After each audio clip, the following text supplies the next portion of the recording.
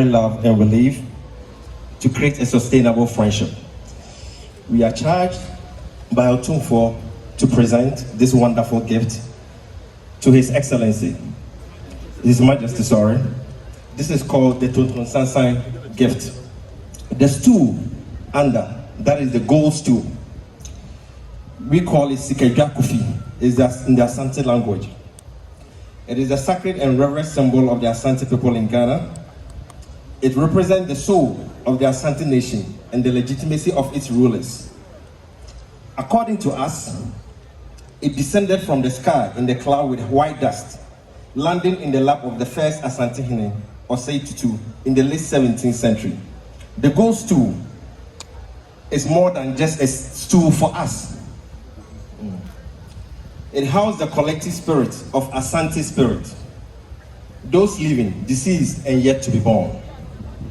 Furthermore, you can attest that this stool resonates with the current urban culture, embracing a rustic design that expresses itself through cadence of Adowa, Kite, Sanga, and of course, the current one, Asaka.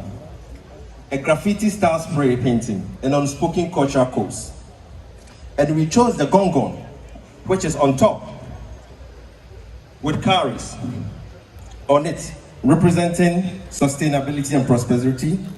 It recognizes the mouthpiece of community engagement, that is the both Asante and the Swatini people. It serves a mode of communication between these two communities and its members. It delivers a reliable information in a timely manner and appropriate manner, as we are doing now, fostering to document our culture, improve innovation, and gender inclusion in decision-making too as well.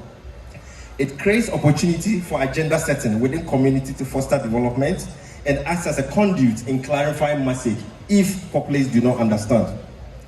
So why we employ the Tuntun Sansan to engage two cultures, which mostly known as the Gongong, is because we want to preserve and promote the cultures of these two traditional cultures. That is, you can see from here holding with Asantehene's son, the Otumfuo's hand, His Majesty, holding the Ashanti culture in his hands and its people like an egg, to promote and preserve the other cultures in the region, in Ghana and also Eswatini, to encourage the participating in leadership of its people, intelligence, truth, accountability, and education, to promote sustainable national development among these nations, to advocate for education and research, and to preserve national resources for future generations as we use them.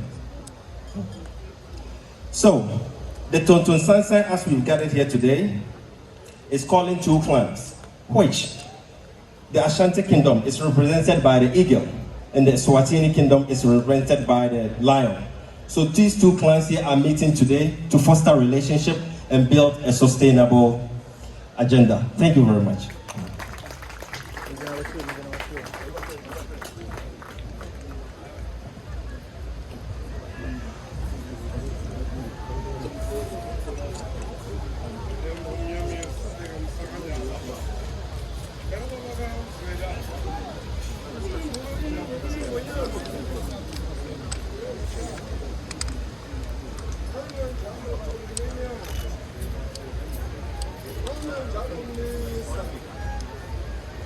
Right behind you.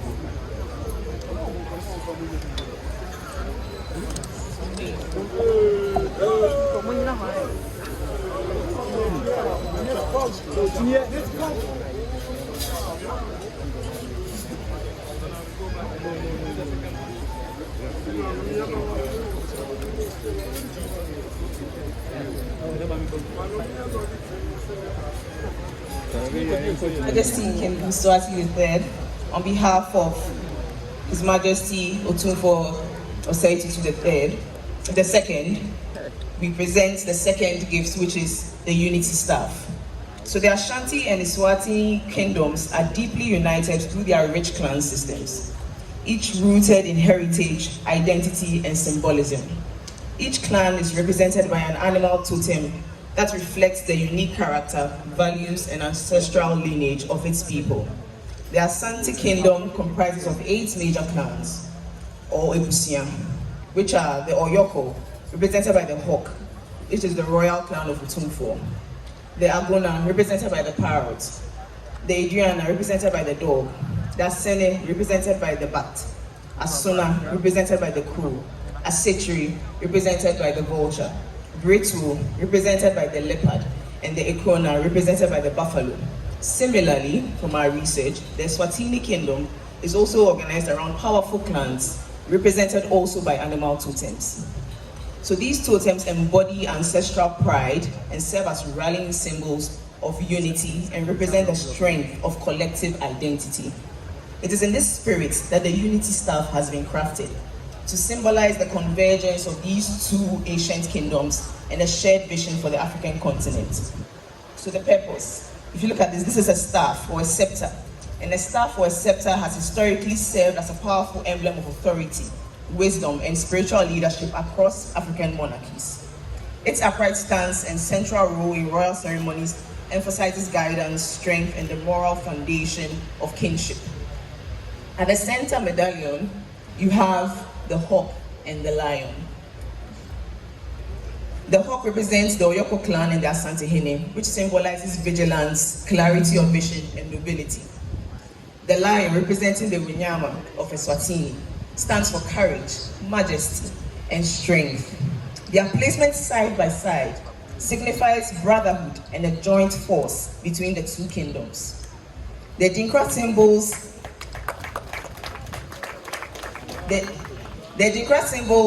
surrounding the two totems represent ideals that are championed by Asantehene. So the first one here represents sustainable national development. This one represents the preservation of Asante culture. So Otumfuo has an egg in Otumfuo's hands, holding the Asante culture like an egg. This symbol represents the preservation of other cultures. This symbol represents intelligence and wisdom. This symbol represents the preservation of education and research. And this symbol represents the protection of our natural resources.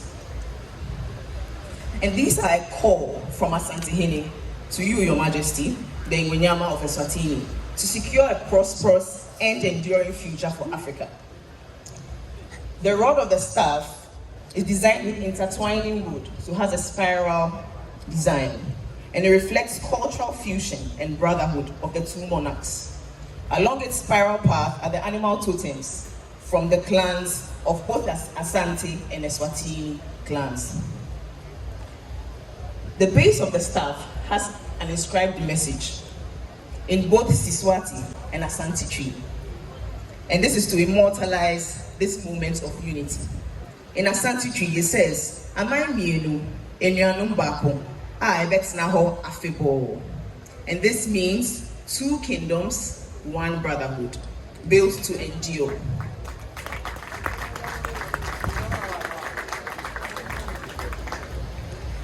This phrase affirms the shared future and resilient bond between the people of Eswatini and the Asante man. We are honored to present these gifts to you, Your Majesty. Thank you.